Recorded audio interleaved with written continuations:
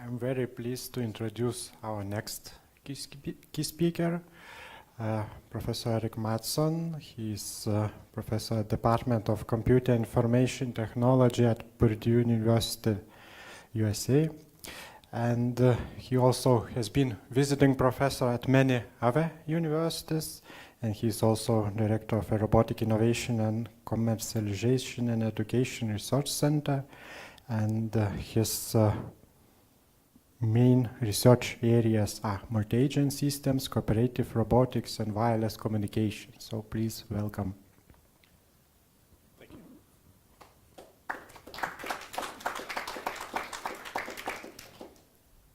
Thank you, everyone. First of all, thank you for the invitation to come here and speak. It's my first time in Lithuania, so if I don't speak any words in Lithuanian, please excuse that. Hopefully by the end of the time, by the end of the weekend, I'll be fluent. So today what I want to talk about is the development of systems we're doing to support our work. As Roberta said, basically, what we're working on are multi-agent systems, and we kind of changed that now to multi-actor systems, mostly in the area of robotics. But you'll see today as we go through this that it's a lot more than simply just robots and agents now. Now, I also realize that I have a really unfortunate situation that I'm the only thing keeping everybody in here from lunch. So or I guess dinner, as you'd say. So we'll try to go through things as quickly as possible. This is kind of the contents. I'll talk a little about the background in lab, because this is not me doing most of this work. It's actually all the people I work with and I work around and our research partners, so I want to recognize them and also give them some credit. We'll talk about the motivations. In US, especially in our area of work, motivation is really, really important, and especially for the kind of things we do, as you'll see. We'll talk about HARMS, which is a very lazy acronyms, meaning humans, agents, robots, machines, and sensors, and integrating all those things. I'm not very creative, so I basically took the first letter of all the things and organized into a word. And then lastly, some recent research efforts for this. So I'll kind of go a little bit with what we've done, some of the motivations. We'll kind of step back to talk about some of the fundamental research, and then we'll put it into some of the current research. So here's our team. This is not all of them. We went out and had beer and chicken one night, and we took a picture after, but it's hard to get this many people into one room. I have about 20 graduate students, 2 visiting scholars, 3 undergraduate researchers, and then we also have continuous groups of Korean students through our Korean software square. And I'll show you a picture of them in a minute. We also have partners kind of around the globe for this work, and we do continuous work with these partners. A couple in France. We have a lot of partners in Korea. In fact, a lot of our funding comes from the Republic of Korea, and then also in Argentina. And we have continuous groups, about 90 a year, kind of Korean students from the top universities in the top areas. And this is the old converted church where we do a lot of this kind of work, which is kind of appropriate. Now, the interesting thing about this is I took this picture on a day. That's actually a tornado that hits, not that that's relevant to the discussion, but it's kind of a neat picture. Okay, so our research is fundamental to work with AI and robotics for things dealing with things like safety, police, firefighter, first response. This is a robot we co-developed with a group in Korea. We do a lot of security after disasters. This is a tire remanufacturing plant that burnt, and actually it went on burning for a month, that this robot was used to help put out the fire so firefighters didn't have to go in. We've currently, based on the state of the world, we're currently doing a lot of work in counterterrorism, but we also do some work in agriculture because it makes a lot of sense. And in our lab and in our research center, we basically are trying to apply advanced and new theories to real-world problems. So for example, all of my master's and PhD students, they're never allowed to stop with theory. Before they actually graduate, they actually have to implement their system in some real world or at least small scale test. Now, it doesn't mean it's commercialized, but they have to actually take it all the way through building something useful. And these are some areas we work with. Explosions where there's a plume of smoke. This is wildfires. A terrorist incident this is actually a training, but it's a terrorist incident on a fuselage or a plane. And this one is something I'm not sure if you have in this part of Europe or in Europe. I think it can happen here. But this is an F5 tornado that completely wiped out a town of about 3,000 people 20 miles from where I grew up. And that's very famous, the Greensburg tornado. The tornado was actually about 1.3 kilometers wide, F5 tornado, at about 450 kilometers an hour rotational spin. So I'll show you a picture of what that means. That's the aftermath. I was just there about a week ago. I took a trip out. It's kind of where I grew up in the center of the U.S. This is what it looked like. So I would say our research, in the most part, is to help these kind of situations or help to prevent these kind of situations. In terms of sort of things created by natural disasters, there's not much we can do to prevent that. There is a lot we can do to prevent things that are man-made, such as terrorism, and we're working hard to do that. So basically, the whole motivation is translating theoretical models into helping police, firefighters, Homeland Security, and others. We do a lot of international work also. Common to all of these domains is they require capabilities. Now, a lot of people talk, in the previous keynote, they talk a lot about, cognitive areas, thought, all of those things. We tend to focus on capability, not just capability of thought, but also capability of actually doing physical work. And so these things that are found in humans, but also found in non-human actors. And we work kind of in the whole 3D area, which is dirty, dull, and dangerous. Anything that applies to that's kind of our standard. So let's look at this motivation. Now, I come from Purdue. Purdue's a university with about 43,000 students, about 10,000 staff and faculty. It's a pretty large area. Now, what you may or may not know about the U.S. is we're a little sports crazy. I was watching TV last night, and it seemed like lots of volleyball and football. We call it soccer in the U.S., but this is American football. And so this is Purdue's stadium, and then this is Purdue's concert hall, or one of the concert halls. I'm sorry, that's not Purdue's concert hall, it's another one. This is Purdue's football stadium, which holds about 70,000 people on a given Saturday in the fall. But it's also something where we work with police because there's continuous threats against it literally every weekend.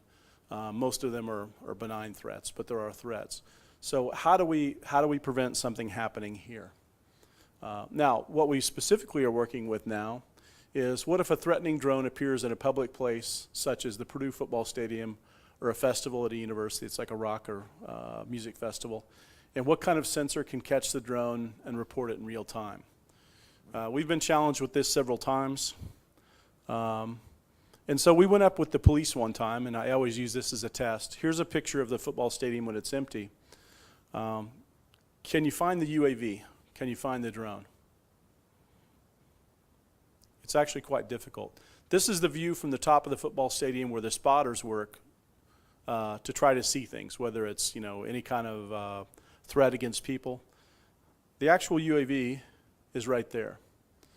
Now, this UAV, at the time we did this, we flew it outside the stadium, up over the wall, down, and kind of on probably about 15 meters per second velocity. And we flew it right down through the goalpost, the yellow thing, and we're flying it right down the stadium, and nobody even saw it. Even when they knew it was coming, even when they knew it was a threat, they still couldn't find it because it's small, it's moving fast, and even in an empty stadium, when you're looking for it, it's very, very difficult to see. And that's the challenge. Now, why is that a challenge? Well, you take the same situation here, where you have, where's my pointer? The same situation here where you have the stadium. Now, you look at these things and go, that looks kind of funny. Why are these things in combination? Well, this is a real threat pulled off one of my former PhD students who works for the National Security Agency in the U.S., and that is, you take three common things. A jar, basically it's a mayonnaise jar in the U.S., it's a condiment. You take all the mayonnaise and eat all that, peel off the label. You take this is a DJ Phantom 2, which is, at that time, was the most commonly, and still one of the most commonly flown UAVs, $500 on Amazon. And then you take an M67 hand grenade. Now, an M67 hand grenade is the kind of the stock use hand grenade used by the U.S. military and several other, NATO and partner militaries in the world. And it's hard to get them unless you go to like Tijuana, Mexico, or other places where you can buy them on the street. And normally they're not the real ones, they're fake ones, but they still have explosive power. The issue is that people were putting these things together. So I could take 3 of these, and I have some of these that are dummies, and I thought not to bring them on the plane with me to here. I usually use them in my presentation, but I thought probably I wouldn't get here if I put them in my bag. Amsterdam, they might have put me in jail or something. But if you know how one of these works, there's a little pin here, and when you pull it, that allows the armature to come out. And when the armature comes out, it arms, and you have a limited number of 3 to 5 seconds to throw it, depending on the model. But in this case, what you can do is you can pull the pin out, keep the arm compressed, slide it in the mayonnaise jar, and you can put 3, and it's kind of, you can see it doesn't extend fully. So I can put 3 of those in a mayonnaise jar, put the lid on the mayonnaise jar, tape the mayonnaise jar to the bottom of this UAV, and then fly it under the same trajectory over the wall into that stadium, crash it in, and each one of those grenades has about a 15-meter injure and kill radius, which means a lot of people are going to get hurt, injured. Now the other thing too is with that I can incite a lot of panic. Now the cost of that whole operation, about $500, about $1, plus you have to eat the mayonnaise or throw it away. And then you get a few of those in Tijuana for $20 or $30 a piece.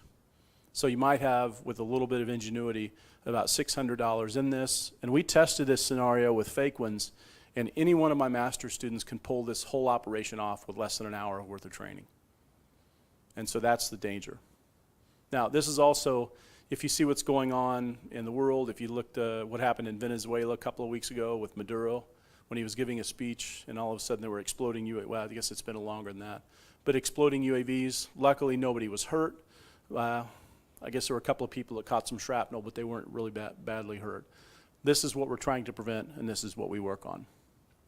Now, this is kind of where I'm going backwards a little bit, but this is kind of where all this started. On January 26, 2015, this UAV landed on the front of the White House. Now, if you've ever been to the White House in the U.S., it's actually one of the most protected pieces of real estate there is. Not only the actual grounds of the White House, but around it. If you want to commit a crime, I suggest you commit a crime anywhere but there, because there's more police. You don't even see them. They come out of the ground. They come out of the woodwork. They're everywhere, and it's very heavily protected space.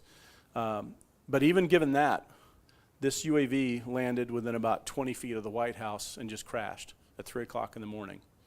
Now, the person who was flying it wasn't a terrorist. He was actually a Department of Defense worker who was trying to impress his new girlfriend with his drone flying skills at 3 o'clock in the morning when he had way too much alcohol. And the drone, not only, he was from an apartment somewhere in the DC area, and it flew off and actually just happened to crash at the White House, which didn't do anything for his Department of Defense career. I'm not sure where he is now, but he's not working in the same job as he was. But what it showed was that even at the most protected space in the world, there's no way you can protect against these small Class 1 UAVs, and luckily it wasn't carrying anything. Now, on the Washington Mall area, which is the area around the White House, you see the big tower, and the Capitol building and the National Mall. Just last year, there were 134 confirmed threats with UAVs. Now, that's not people flying them. That's people trying to do bad things with UAVs. So this is something where a lot of things happen continuously. We do work with them. Now, after that, what happened was me and my group, I was called to Washington, D.C. I was told to come to a meeting of which I didn't know what it's about. Normally, when you go to Washington, D.C., to go to a meeting which you don't know what it's about, that's not a good thing. That means you've been summoned or subpoenaed. That's what it was. There were 8 groups invited. We went up there, and we were told to solve this. And the basic specifications we got were You have to solve the problem of a UAV breaking within 500 meters and hitting a target. Combination of obstacles. You have to presume that humans are around. You have a 500-meter range of detection. You actually have to detect and actuate your system within 2 seconds. You have to deploy some countermeasure, which means go up and destroy the UAV within 4 seconds. You have low regret remediation. That's probably the hardest thing. That means you can't hurt anyone around. All elements of the system have to be either already developed and tested or off-the-shelf technologies modified for this specific function. So we really can't build anything, and the system is fully autonomous, no humans in the loop. Now, what I didn't put up here was the most difficult thing, is we had to show this and do a field test within 90 days, which was kind of a challenge. So we called it Project Bananas because it was crazy. But the first thing you have to go back and think is, what are we trying to detect? A UAV roughly the size of a DJ Phantom, it's very small, and it's very limited. And the problem is it's all air, and there's very little metal, so most of the common sensors can't see it coming, and that's an issue. And that's why it wasn't picked up. If you try to fly your helicopter, you try to fly a jet at the White House, they'll pick it up, they'll scramble F-16s, and you're going to have a very unhappy landing or be shot down. With a UAV, one of the plans they had for UAVs is they would scramble an F-16 and suck it into the intake and grind up the UAV. The problem is that also takes down a very expensive aircraft. So here's what we did. Now this is just kind of background. We tried all kinds of things. We invented the world's most cool paintball gun. We had a paintball gun that would fire 1,000 paintballs a second, which we'd win every paintball fight. But it was kind of like a G minigun with paintballs. Problem is range. We tried water cannons. We tried net walls. We tried lots of things, most of which worked very inefficiently, but they were too easy to overcome. So what we ended up doing was we created a different UAV that was easily programmed, an Iris 3D, and we created a monofilament net with a carbon fiber. Now remember, this isn't the most professionally engineered thing, but we did all this in about 2.5 weeks, because by the time we got to this, we were already well into our, into the project of 90 days total. So this one is the one that we're trying to get, because this is the one that crashed into the White House. So we basically got a hunter drone that was slightly faster, slightly more powerful. Used the net because the net is really good about bringing the blades in and pulling them in. The other thing too is, we don't necessarily want to just knock it out of the sky. We want to actually capture it in the net and take it to a safe place, because we're not trading killing one group of people for the target. Now, with that, what we realized is we had to have a very kind of difficult system. How do we take all these things and wrap it into one? So these are some of the things we were given to work with. Now, we had a SAR, so we actually built, and this is something I'll show you later. Whoops. We built a SAR, which is a synthetic aperture radar, from scratch. We used Mustang, which is a radar that was used in Afghanistan and Iraq by the US military. And that was made for tracking inbound ballistic rounds, like a 22 round, a 7.62 by 39 round, those kind of things, to when it was a sniper was using it. We looked at LiDAR, and we looked at acoustic systems. So we looked at all kinds of different ways. Now, there's a lot of more things we could have done, but the problem is, in the time frame we had to do it, we're trying to come up with just a few things. But we had to take all of these things and synthesize them into one signal to give to the system, where we had net guns and walls and paintballs, and we had other things. So we were synthesizing all this stuff into one system. Now this becomes really useful later, but the whole idea is the Overlord system, which is famous for the D-Day invasion. If the distance is less than 300 meters, we have to activate it and publish it to all these countermeasures, which should then try to knock it out of the sky. So here we went out to an old decommissioned airport and did the experiment. Here's the target. Here's where the UAV would actually fly in on a non-ballistic trajectory to try to attack the target. And here's the people sitting in a little small village that thought we were probably terrorists or doing something really, really bad. Now here's the results.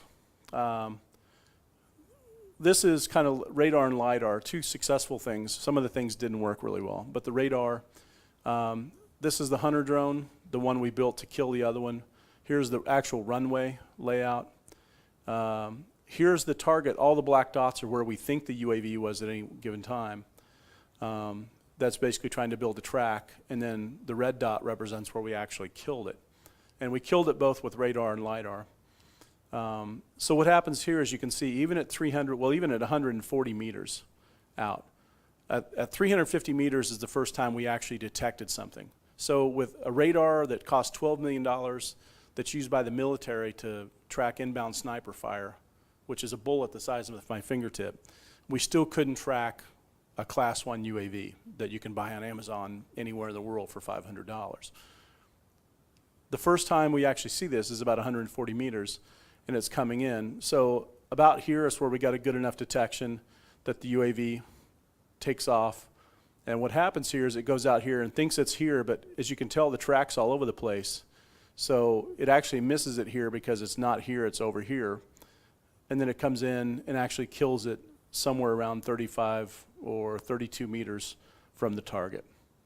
LiDAR was a little less good, but it's also quick reaction, but you can see it's almost at the target when we killed it. Now, we made these actual kills. This is the first time that's ever been done, that's documented by the US government.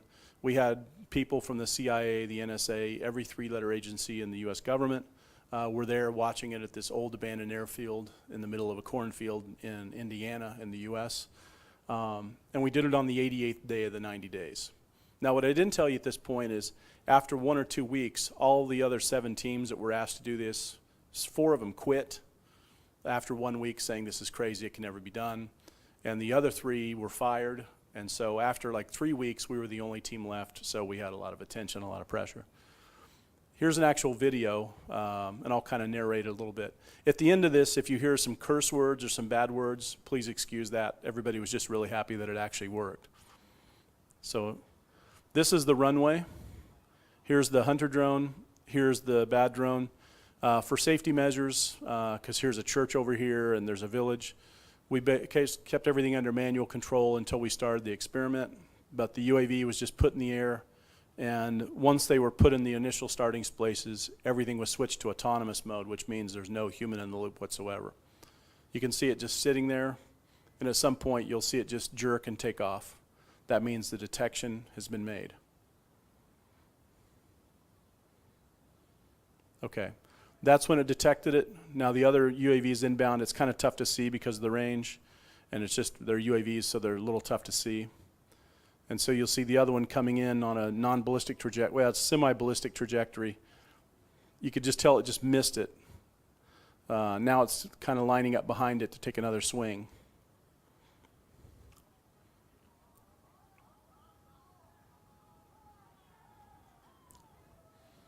So that's the first ever autonomous, completely drone kill. Now at that point, the good thing about it is everybody off the project who was in Washington, everybody thought that there's no way this can happen, so they sort of set us up for failure in Washington, you know, like politicians do. But when we actually did this, all of the people we'd worked with for the 3 months were all given different jobs. The money was increased by like 10 times, and then they turned it over to other politicians, so it was a normal political thing. But the project did work.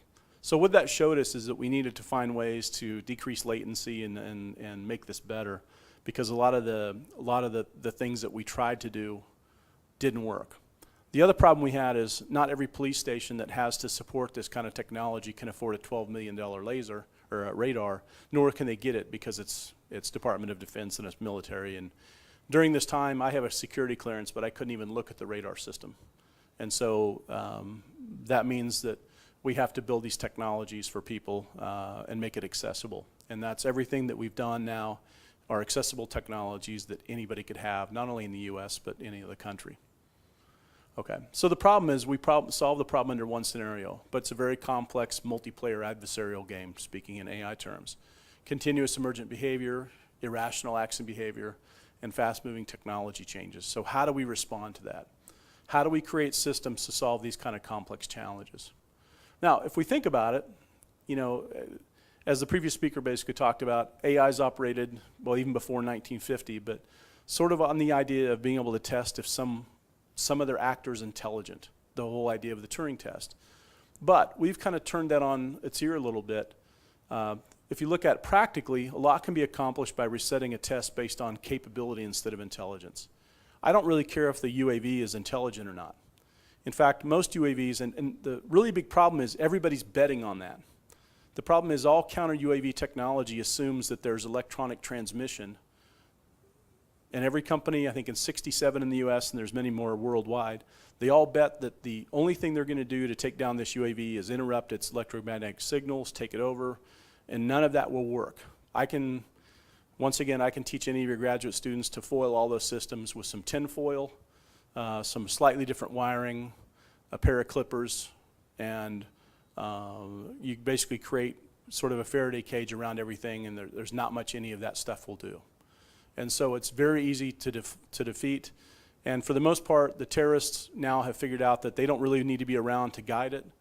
I can just do facial recognition, optical recognition. I can give it some other way to target something, turn it loose and let it go. And I can just get in my car and drive away and carry out another mission another day.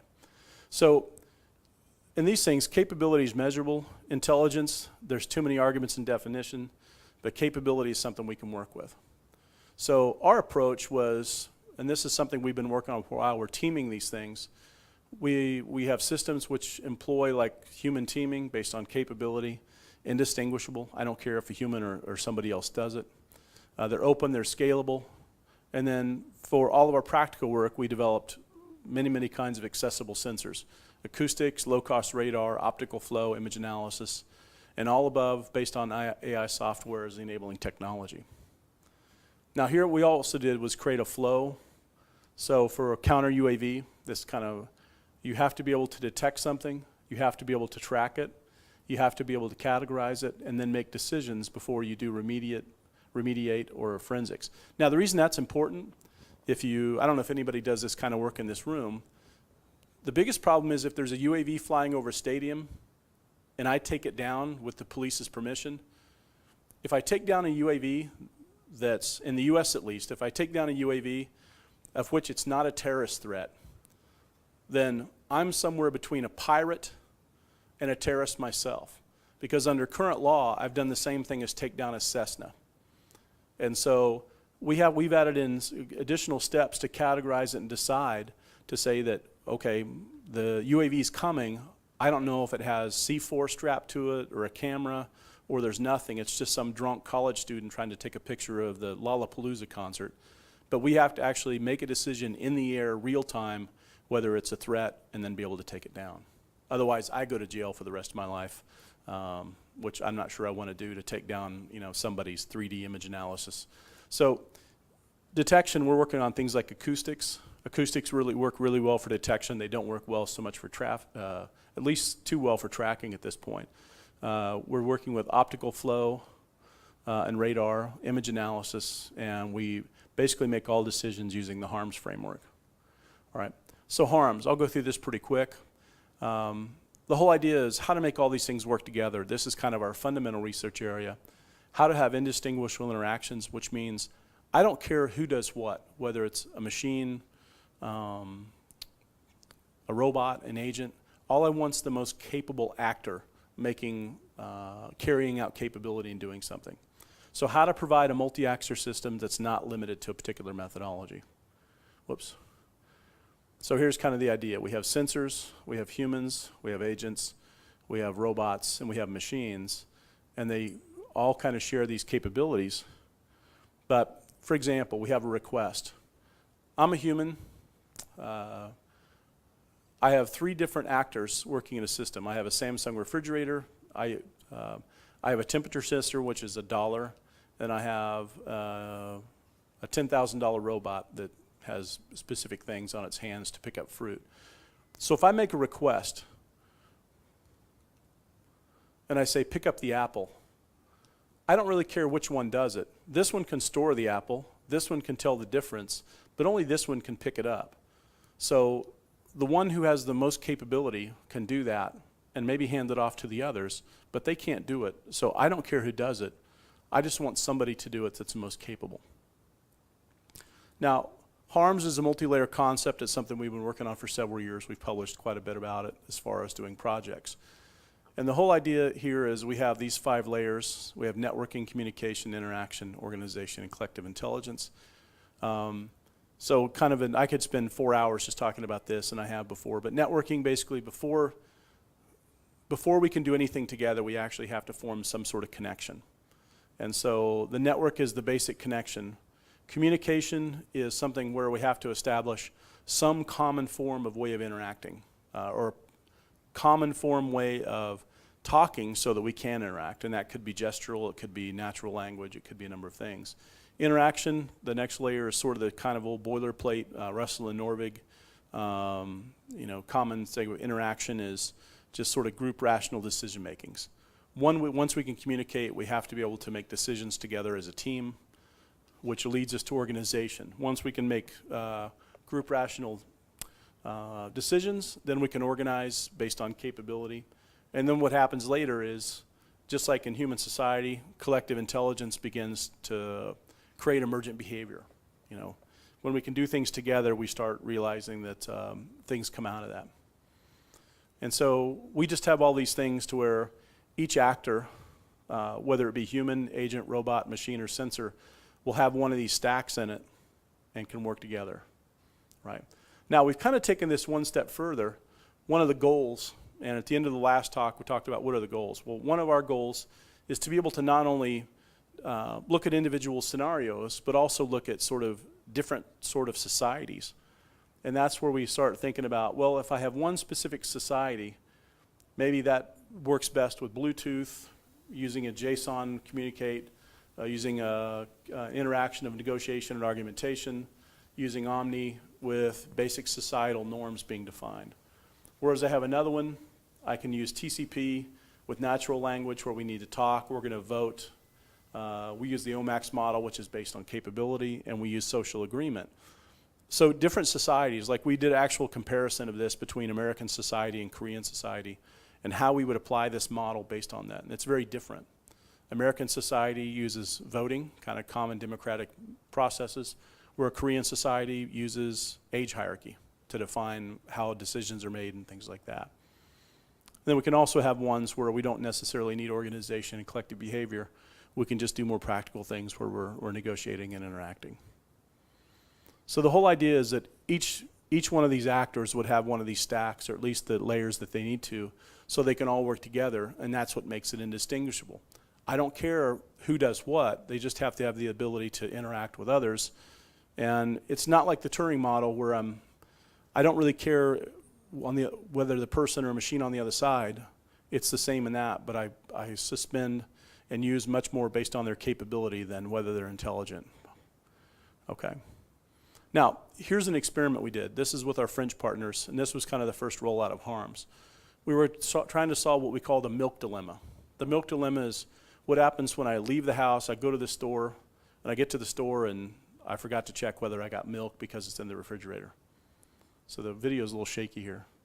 So we have a door sensor, we have Kinect cameras. I don't think there's, okay. I'll kind of explain it because the speech kind of goes on, it's hard to hear. This is at the Lisi lab at University of Paris East. So Steve takes a glass of milk and throws a bottle in the trash, which takes all the milk out. The human in the loop. At that point, the refrigerator detects that there isn't any milk. Now the refrigerator then basically goes out and does some reasoning with NKRL and creates a missing milk event, which then tags whoever that they can, and that actually contacts Eden, who's what it realizes that she is near a supermarket. So the reasoner basically receives sends a message to Eden. Eden basically answers it and says, at this point, Eden is talking to the refrigerator and says, yeah, I will get some milk. And so you have a sensor in the refrigerator after a human does something, sending a message to Eden. Eden basically says, okay, I'll get some milk. And then the reasoner converts the question into an NRL query or NKR query. The refrigerator reasoner doesn't have the information on the second one. The refrigerator reasoner triggers to ask the companion robot. So there's another robot here that can come over. That's the compi. Comes over, finds the human, and asks the human to investigate something.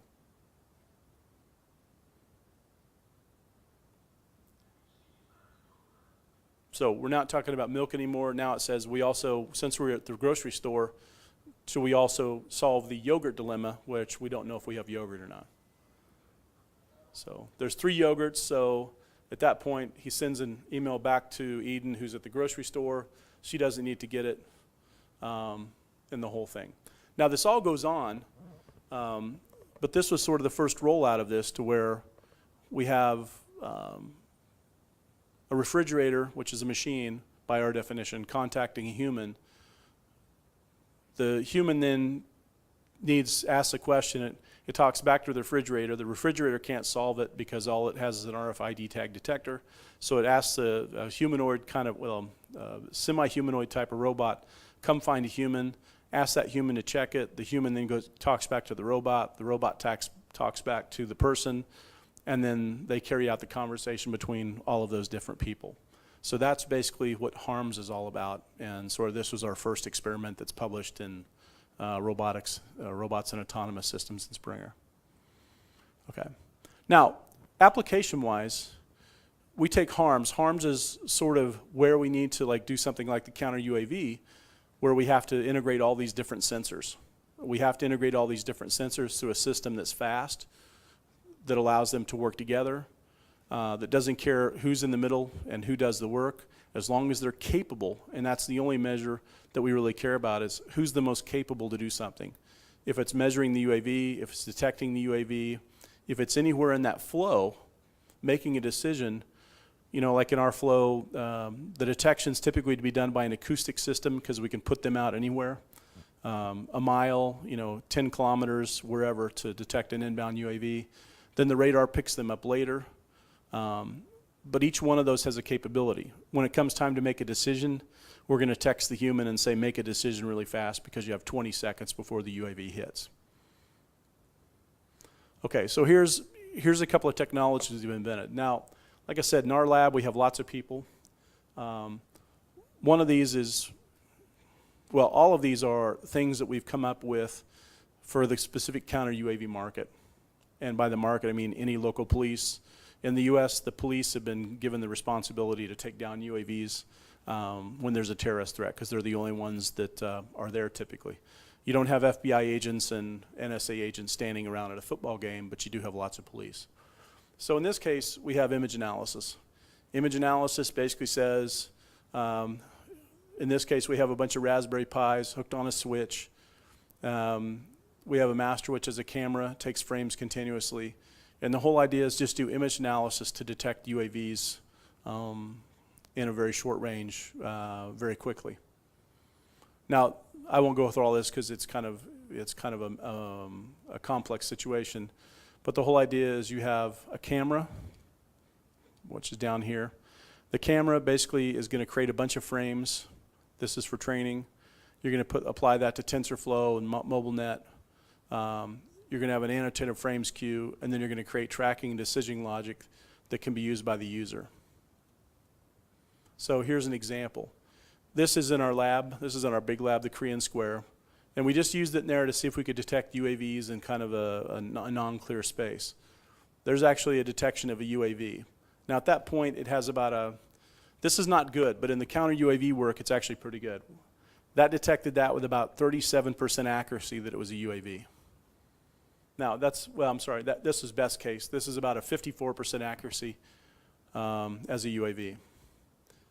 In the best case, that detected it was a UAV. And worst case, this one's when it's actually swinging pretty fast. And what we do here, we actually have these on a pendulum, just so they're taking kind of a non-ballistic trajectory, what makes it more difficult, but it's much more common for UAVs. So in this case, if I showed that picture to any of you, you'd probably think it's a ghost, or, no, I'm just kidding, a ghost. But it's something else, but it doesn't necessarily look like a UAV. But the CNN system we've created, and it runs on a Raspberry Pi, can be put inside of a case and put anywhere, can actually detect that. This is the worst case, but we're down to low 30% on whether it detects it correctly or not. In the counter UAV, the hurdle they have is if you can do anything above 30% on a continuous basis, that's a heck of a good rate, just because it's so complex, at least in the current domain. And here's another one. There's another worst case, that's about 32% detection. Now we use these at different, these are all kind of close because they're inside because it was raining the day we did this. So that's one. So actually being able to detect. Now, once again, the key thing to point out is we trained this whole system not using a supercomputer or anything else.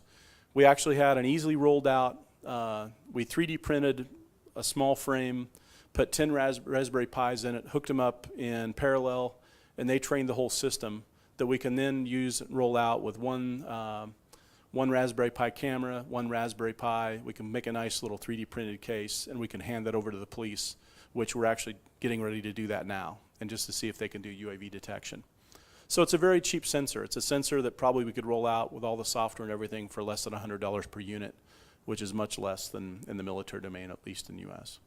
Then we also have optical flow. Now, that was detection. Optical flow, if you haven't seen it, is the whole idea is put a UAV behind another UAV, start looking at the optical pictures or the pictures that are flowing through as the event is taking place, and try to make some detections while you also track it. Now you remember the part where I said that if I take this down in the middle of a flight, but it's not actually a terrorist threat, then I go to jail. Even though I'm sanctioned by the FBI, I'm sanctioned by the, whatever. There's another federal agency that can take me to jail, indict me, and all of that kind of thing, which I don't want to know. That's why a lot of people don't want to do this. So in this case, this is one of my PhD students who now works for Crane Naval Surface Warfare Center. She makes basically tools like this for the U.S. Navy SEALs. Oops. She created a system, and this is kind of a graphical pictorial bit up. Basically, you have a hunter UAV, you have a target UAV. So as soon as you get a detection, just like on a previous system, you send up a UAV, and it's not going to remediate it. What it wants to do is get behind it and start using optical flow to track it, but also send down high-def pictures for somebody else to look at. So if a pilot decides that a target is a threat, interception mode is enabled, which means we get behind it, we take a look at it, we try to determine if there's wires sticking out of explosives. If you have a stick of C4 or Simtex or something below, or hand grenades, then you know it's a threat. If it's just a common UAV that's flying over a stadium and there's nothing about it that looks out of the ordinary, you might let it go and just put it on an alert. But this system allows us to detect that, or not only after we detect it, but also do the analysis. And so here's kind of what it looks like. Now, if anybody's interested, she wrote a whole simulator that uses ROS and all of that, and I can give you the information later. So here's kind of what it looks like in the graphical point. So this is what the actual UA or the computer sees. And it looks like an old TD or a 2D version of a 1980s video game where you're basically trying to put the forwarding UAV in the center. And you basically overlay tracking a target by trying to keep it in the center. The whole idea of the center is you're not analyzing 3D imagery on the go, which is too much. All right? And we'll skip that. Now this is kind of a shameless plug for her. If you ever use Gazebo, she built like an entire simulator just for doing this with these drones. And you can use Gazebo and her plug-in, the Mavlink and Citadel and everything else. And this is all free. But you have a simulated 1080p camera front-facing to the hunter. The Gazebo simulation environment, and she did this not only in Gazebo, where she built all this, but she also went out and did real-live experiments. And so kind of here what it looks like. You'll box in something. The hunter intercepts the target on all axes, which is difficult, especially in a non-ballistic trajectory. Near interceptions, the hunter intercepts the target on X and Y, but not the Z. If the hunter had, and that's because it's a 2D, if the hunter had a net or explosives, near interceptions would be direct. Now the reason we do that is because if we see this actually as a threat, we can do a kinetic intercept. We are close enough where we can go on a 2D, and we're sitting there tracking it typically at a few meters. The whole idea is it's going to get behind it by a few meters, but if we see it's actually a threat, this is one of the ways we can start taking shots at it. It's not by any means guaranteed because it's a 2D intercept, but this is a way that we can actually get in 3 meters. And you could use the fishing net way here too, but with this, it's mostly meant just to be able to track it. Okay, right. And the last one I'll talk about is radar. As I told you when we first did this, one of the ways that worked, but it didn't work well in 90 days, is we went out and investigated how do we build a radar system? How can we build something that could be off the shelf, could be used by everybody, and could be sort of accessible? Because the $12 million Department of Defense radar is not going to be used by anybody. So we basically looked at several different models. We looked at continuous wave, FMCW, and here's kind of the breakdown of all these different.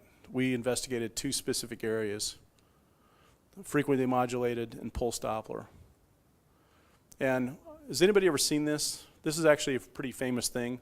To teach a course, the National Science Foundation gave MIT some money a number of years back to basically teach people about radar and signal analysis and all that. So they created a course there basically to create this little thing called a cantenna. And all you had to do, and you can go out and take this course online now if you want to learn about radars. So one of my PhD students, she's brilliant, a young woman named Song-Al Park from South Korea, she majored in space science, now she's working in our lab. But she went out and built this, and this was sort of the first thing, which it worked really well, but it had a limited range because of power. Power, these are 2 coffee cans, that's why they call it they call it a MIT Cantenna-based system, but we had problems with decibel ratings and things like that, and it's built on a board, but she put all this together, and she actually first tested it after about 20 days with a car, and she could do car detections, and these are, I think that's also a car, I can't see. But you can see that she was actually making detections fairly quickly. But then the problem is, well, what do we do with this? Well, do we put it on the ground and just have it sitting static to watch UAVs coming in? That's one thing. But she built it so it's flexible, so you can do that. Even with limited range, if you can sit out at 50 meters and develop a track, that's a pretty good radar, especially for the cost of it. The other option is we made it small enough, and she's on her 5th generation now, where you can put all this on a box, put it underneath another UAV, and go out and do 3D tracking, very precise, within limited range, having one radar, a mobile radar flying behind a UAV and tracking it that way. Now there's still a lot of things we have to work out. That's not a perfect system, but it's working pretty well. So the whole idea, on the second or the first one, detection range for the experiment with a car about 50 meters, and for UAVs, we were pretty low power, but on the second one we went to a higher gain antenna and load the system on a mobile platform to follow. We had all kinds of adjustments for background noise and real-time operation. And so here's like the next layer. She's actually designed boards where they're now, we have the entire system except the transmitting units are all on one board, and we're going to make that available to people as soon as we get done testing it. So you could use this for a lot of other things. It actually makes a really nice board for if you want to guide your UGV or a UAV. You can actually put it on your car. The cost of the board now for the entire radar systems without the antennas is about $35. And so we're going to make this available, including the software and all of that.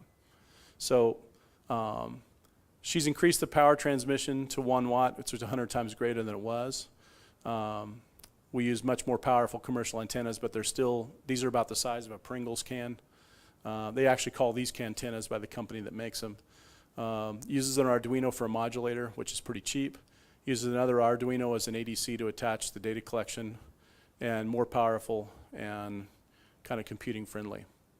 You can actually detect now, is this working? It's hard to see up there. You can detect people. You can detect cars. We've tested on people. We've tested on cars. We're testing on UAVs. And so there's still challenges. Detection range for the experiment with a person. Now, a person doesn't have a lot of metal on them. they are a hard object, but one of the biggest problems with UAVs is there's no metal, it's all plastic, it doesn't reflect well. And they have very round kind of aerodynamic shapes, which also create problems. But for a UAV, we're getting up to the point where we're targeting 50 meters. She wants to graduate with her PhD here in December, so she's under a lot of pressure right now to get this up because she's already got a job offer at Argonne National Labs. So she wants to go to work there and get this finished, but she's about to make it come true. Okay. And lastly, what I'll tell you, the next thing we'll do is we had the scenario where we went to work and did the project in 90 days. We've now upped that to where this is where we're rolling out all of these kind of low-cost technologies for local. And I don't have pictures because we haven't done the field test yet, but if we think about the challenge now being at 1,000 meters, the problem is at 500 meters, if you have a UAV that's moving at 20 meters per second, which is kind of a common way, that only gives you about 25 seconds to do everything. That's not much time, especially when you have the part of it where the detection has to tell you, or the human has to get in the middle of it and say whether this is a threat or not. At 500 meters, you don't have time for that. You just have to take it down and deal with the consequences. So with ours, what we've actually done is said we need to move that out, give us more time to make that decision. So instead of 500 meters, we can say 1 kilometer. So we need some artificial barrier out there. And so what we've done is actually created acoustic systems. These are UAVs washed through, and I didn't talk about this. This is another technology we've developed. It actually works pretty well, and we're rolling out nodes now. But the acoustic system can sit out and be placed anywhere. They're just Raspberry Pi featured with acoustic detections. You can sit and place them anywhere, and it will actually detect the UAV, and not only detect a UAV, but it will tell you the difference between a UAV, a common UAV categorization like a DJ Phantom 2 and the acoustic signature for that. It'll differentiate whether that DJ Phantom 2 is out of the box or whether it's got something with a load on it, like a 1 kilogram or 2 kilogram load. The dangerous is the one with the 2 kilogram load because that's the one that's carrying something that may be a threat. So you have barriers. Come on. Barriers out here to detect a UAV flying by. Closer you would have like radar, like the small scale radar pointed in different sectors.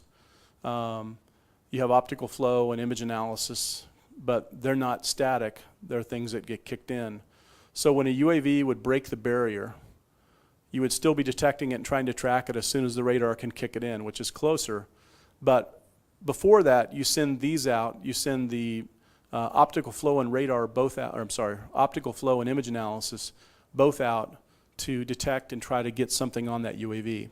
If it passes and it makes a detection and you send the optical flow out and realize it's not a problem, you just let it go. Now the other thing we're looking at too is that there's a good chance, because this is kind of the current terrorist threat, is they're not just going to send one. If I'm going to do this, I'm going to get 10 of these.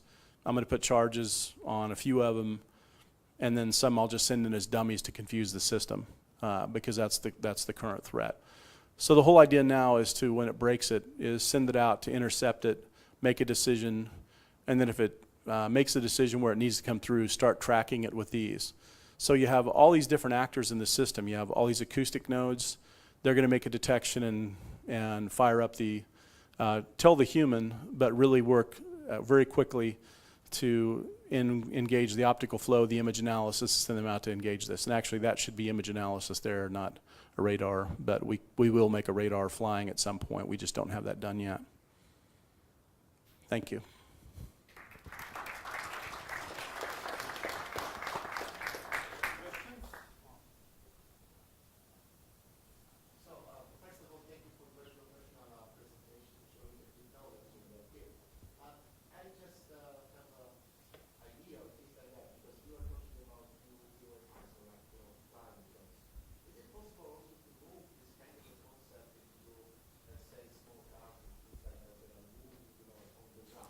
Yeah. There are many obstacles. So I was thinking, that in the air you have just like the open space, but on the ground there are some obstacles. So, do you have any experience with this? Honestly, before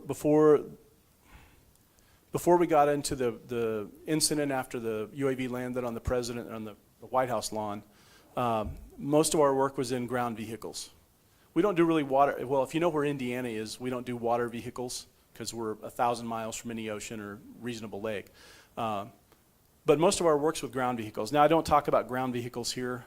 And really, this is only about 3 or 4 of the current projects we're doing of probably the 15 or so projects we have.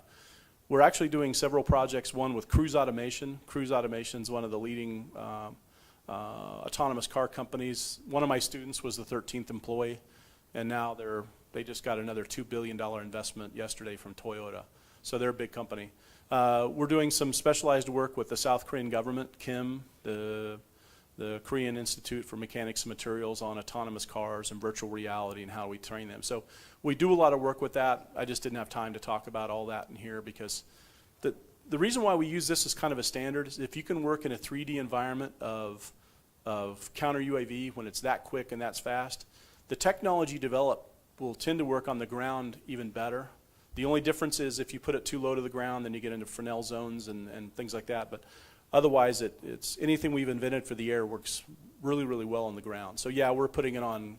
We have a lot of like different sized autonomous robots, anywhere from one the size of a Volkswagen to the one the size of a shoebox. And we're going to put this technology in all of those because it's so cheap. So, yeah. Question about this fuel waste. Have you think about this kind of that treatise of FOCO fuel waste, that you have many flying pairs?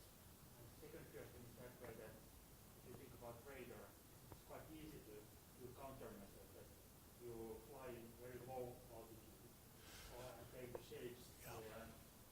And one more is that way, can you do this kind of fuel waste, what are not like birds, that it is not difficult to detect about these images, and same with the radar, that shape is that way that it reflects different directions about it.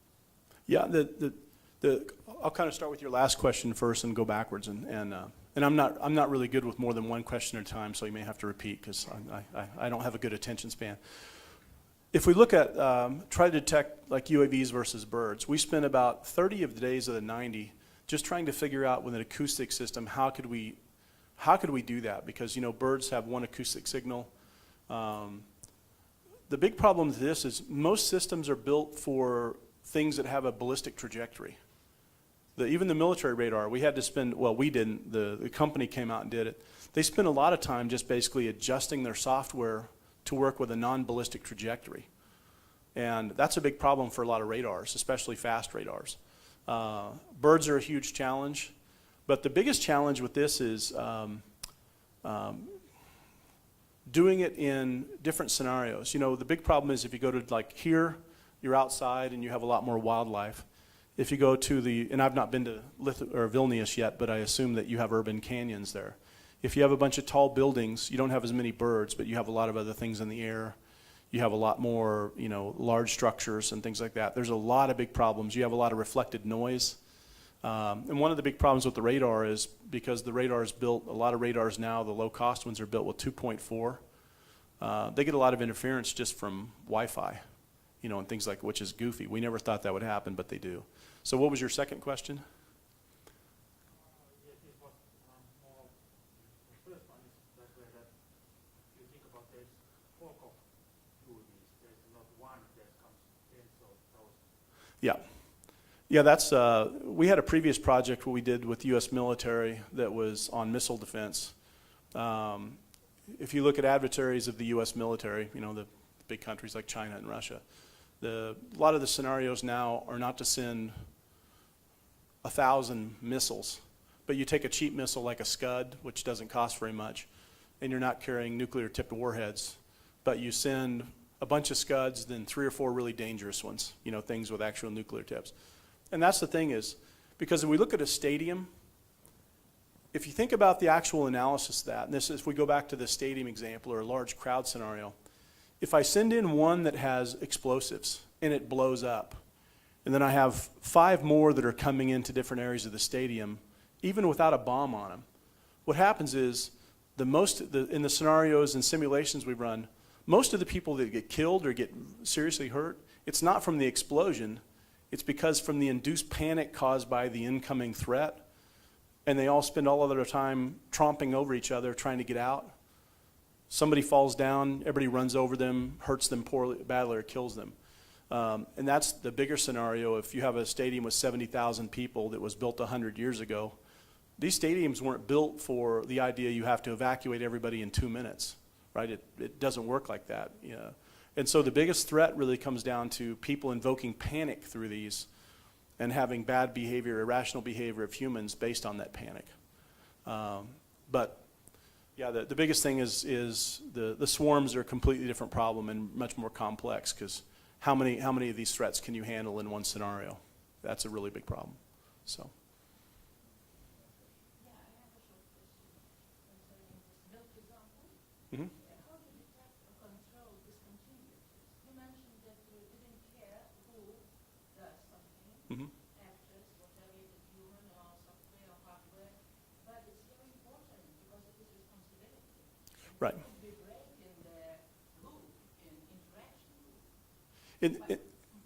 In this one, what we looked at, and this was a limited example we carried out with our partners in Paris. And so the little, we don't have those in the US, that was actually done in a suburb of Paris. And so we recognize that in this case that you have a certain, it's not necessarily a closed system in that you don't allow people to come and go, but at the time of execution it is a closed system. So when the detection, and there's a little bit of ambient intelligence I didn't talk about so much, but the whole idea is when you, the refrigerator detects that there's no milk, right? It sends out a message to anybody that may be able to affect a change in that. So it's actually going to target somebody who can go to the grocery store, which is typically the humans. But you have to define this, so to say, network or community. Right. It's not It's all defined, but it's based on capability. And so if you look at the capability, that's the nice thing about it, is we can define the network by putting a bunch of agents in there. But if we have something specific like, can you buy something? Do you have the ability? That doesn't mean you necessarily can do it. We could actually have a robot that could go to the grocery store and buy milk if it had the capability.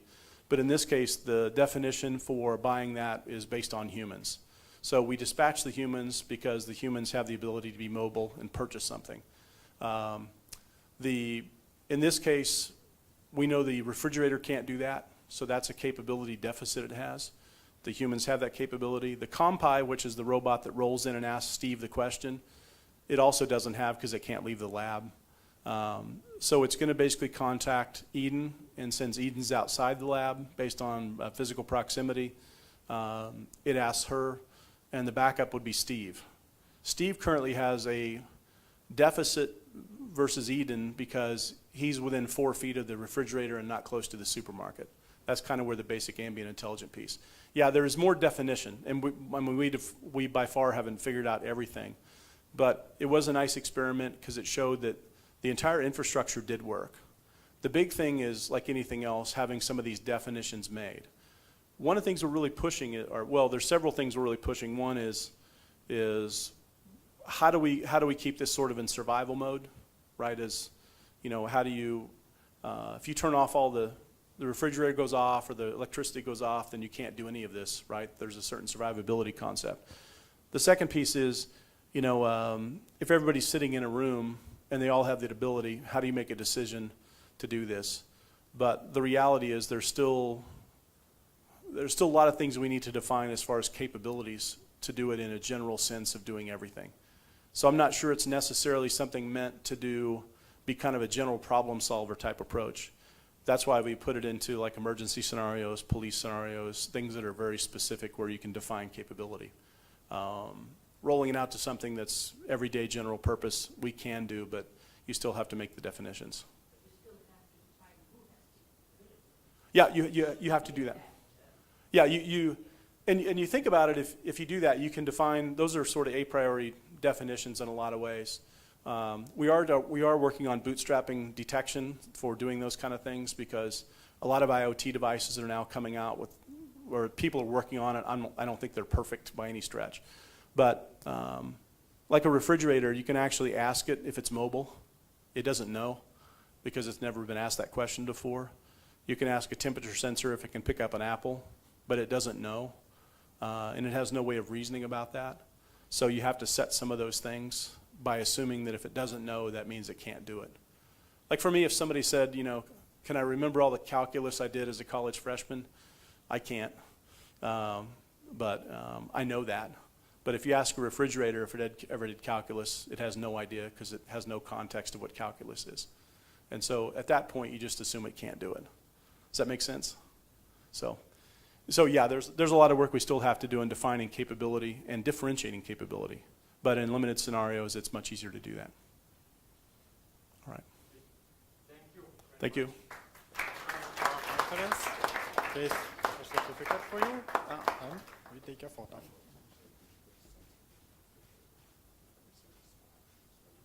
Thank you very much. Thanks very much. Thanks, everybody. So once again, thank you all. Now we are proceeding to lunch. And don't forget that after lunch, at 3:15 the latest, we are already leaving. So come a little bit earlier and now have a good lunch.